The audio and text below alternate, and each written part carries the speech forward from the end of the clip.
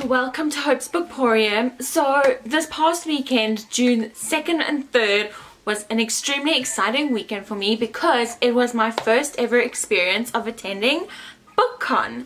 I did vlogging most day on the first day, which was Saturday, BookCon day 1. Most of my footage comes from that day, so I'm going to be showing footage about day 1 and talking about it as well, having like a chat, showing some pictures and some videos as well, and then just chatting about Sunday, the second day of BookCon, because I didn't actually do any vlogging on Sunday. I'd completely forgot my camera at home, but I've still got lots of footage from day 1 as well as some awesome books to haul right at the end. So let's take a look at day 1's video vlog. Hello and good morning. The day has finally arrived. The first day of BookCon. I cannot believe this day is finally here.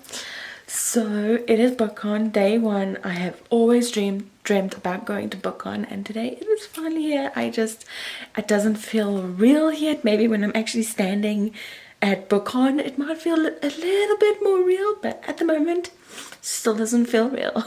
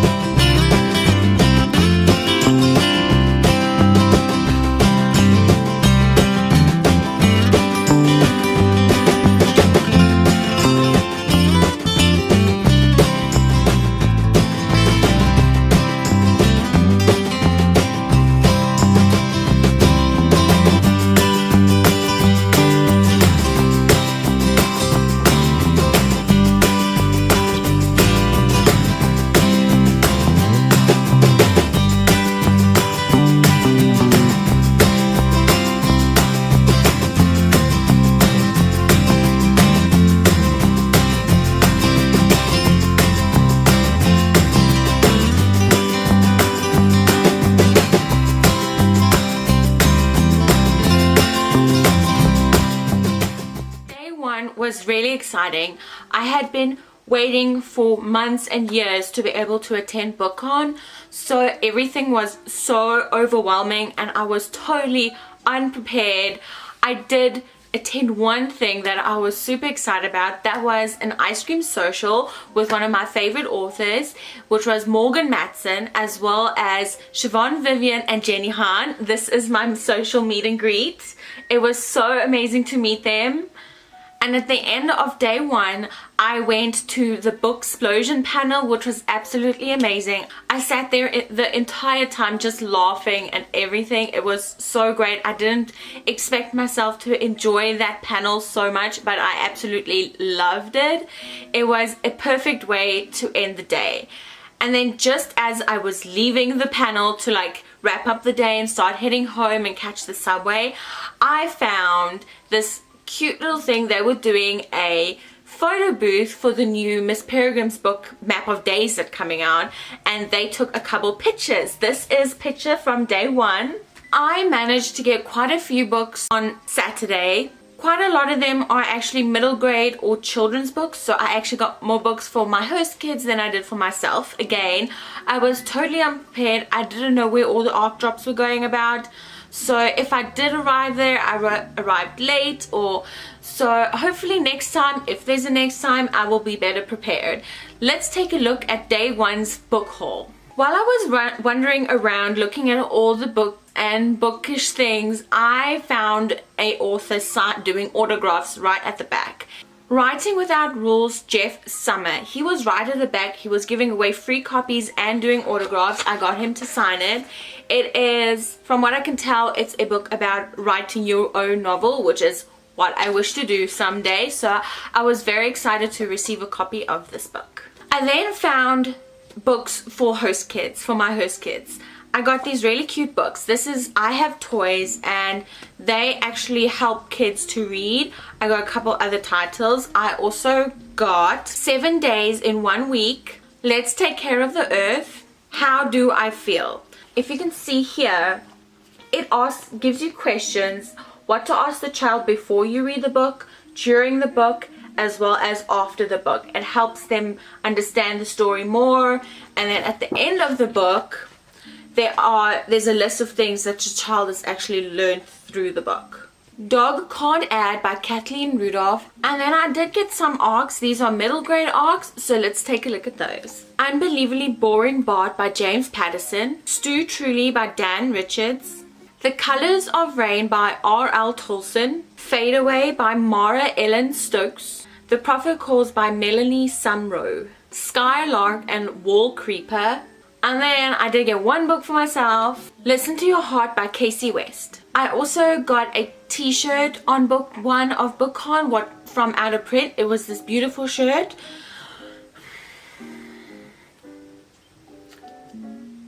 When in doubt, go to the library, Hermione Granger. While I was standing in line for something, and then I actually discovered that the line had been closed, I was standing by this super cute wallpaper, so I got some photos taken. BookCon Day 2.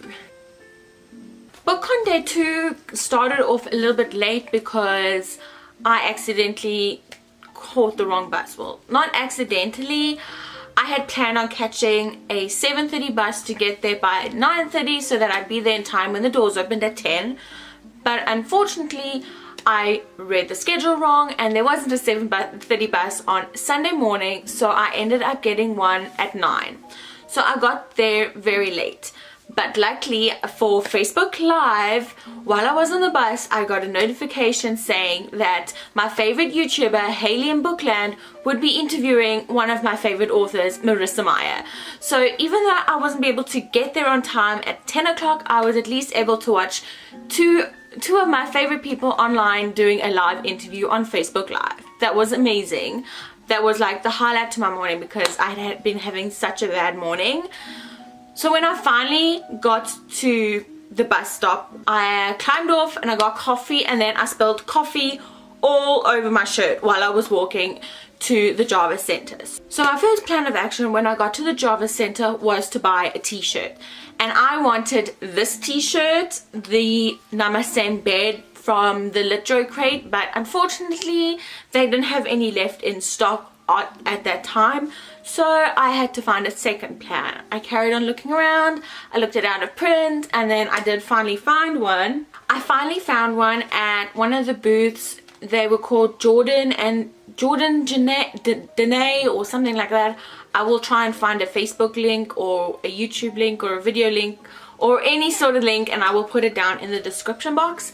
They were really helpful, and the ladies there that I spoke to were so friendly, and I got this super cute grey t-shirt that said Bookworm. I got this beautiful grey shirt that says Bookworm on it from this little booth. By the time I got my t-shirt on that was no longer covered in coffee, there was a talk with booktubers. It was books plus YouTube equals booktube, and it had all the popular booktubers in it. I stood there for a while and I watched that panel, and I really enjoyed that panel as well. Day 2 was a lot more relaxed once I'd fixed my t-shirt story, because now I had seen where everything was, I knew what was going on, I had my schedule planned. All the things that I had wanted to do were in the morning from 10 to 11, and because I was late I didn't manage to see any of those. There was an ARC drop I think that I missed, as well as the Booksplosion meet and greet in the morning, so I was a little bummed about that, but overall I absolutely loved the entire weekend. It was very tiring, but it was so worth it. I absolutely loved it. I didn't get one other book on Sunday. I only got one, which was the only book I got. I got Be Still, an invitation to meditation.